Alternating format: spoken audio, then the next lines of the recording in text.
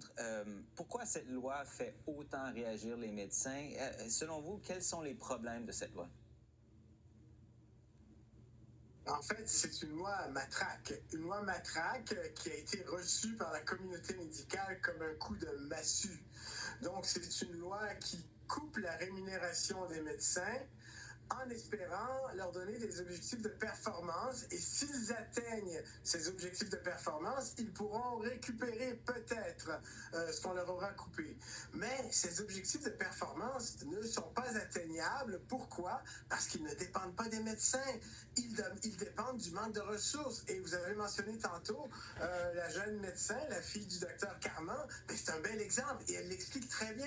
Donc, ce jeune docteur est allé à Toronto. À Toronto, elle est capable de voir 12 patients dans une avant-midi et à son hôpital universitaire au Québec, on lui dit le maximum que tu peux en voir, c'est 3. Alors elle dit la même personne, le même individu n'est pas capable d'être performant dans un milieu au Québec alors qu'elle peut être très performante à Toronto. Alors comment voulez-vous lier la rémunération des médecins à des objectifs de performance qu'ils ne sont pas capables d'atteindre par manque de ressources? C'est complètement aberrant.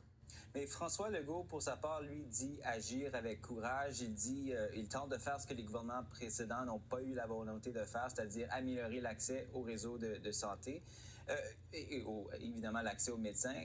Vous avez dit que cette loi ne permettra pas d'atteindre cet objectif. Pourquoi? Parce que ce qu'on constate actuellement, exactement ce que le Dr Bonneville partageait avec vous, nos médecins sont découragés, démotivés, démobilisés. Les médecins regardent ailleurs. Ils veulent partir. Ils ne veulent pas rester. En plus, cette loi nous amène dans un état policier. Hein? Donc, on essaie d'installer une police des docteurs, un climat de dénonciation au Québec. Tel docteur ne travaille pas assez. Il faut le dénoncer. Il faut qu'il travaille plus. Ce qui est totalement inacceptable. Donc, les troupes sont démotivés alors que c'est ces mêmes médecins qui tiennent le réseau de la santé à bout de bras. Et ces médecins sont à bout de souffle. Docteur Bonneville, il y a quand même, on le disait, des problèmes d'accès importants dans le réseau de la santé.